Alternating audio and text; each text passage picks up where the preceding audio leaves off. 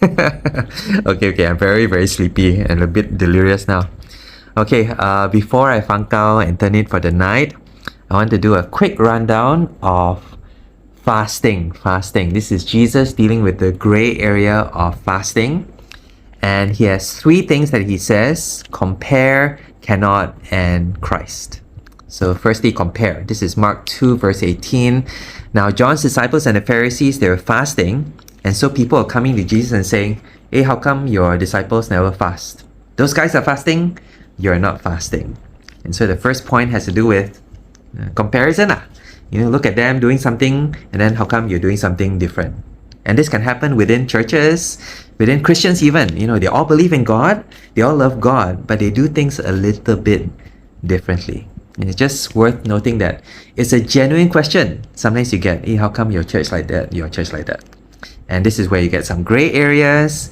Expect it, it's normal, and be gracious about it. So that's the first point, comparison. Secondly, Jesus says cannot. This is verse 19, where Jesus says, you got bridegroom with you, you go to wedding dinner, how can you fast? You must eat food. You go wedding dinner, no food, the uncle, auntie scold you.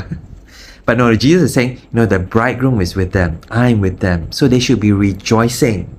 And so they cannot fast, because fasting is a sign of sadness. And what's interesting here is Jesus takes something that is gray, that's uncertain. People go, hey, can or cannot? No, he says cannot. He makes it black and white. So it's helpful sometimes when Jesus gives a clarity, a clear answer to uncertain questions. Finally, Jesus points to himself as the Christ. And this verse 20, very important. He says, the day will come when you will have to fast. The day will come when the bridegroom is taken away from them, and then his disciples will fast. And here Jesus is pointing to the cross. He's pointing to his death when he's taken away from them. And he's pointing to a time when they will genuinely have to mourn. And the way that they express this sadness is through fasting, and also through prayer as well. And so what Jesus is doing is giving meaning to all these different religious practices and traditions. And the meaning is found in Jesus, in Christ. You compare, but then look at Christ. You say, oh, can we do this or can we do that? Look at what Jesus says. Hear what he says. He gives a clear answer.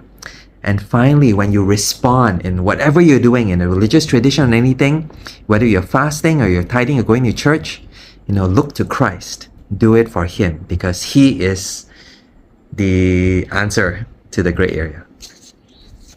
Okay, 放高。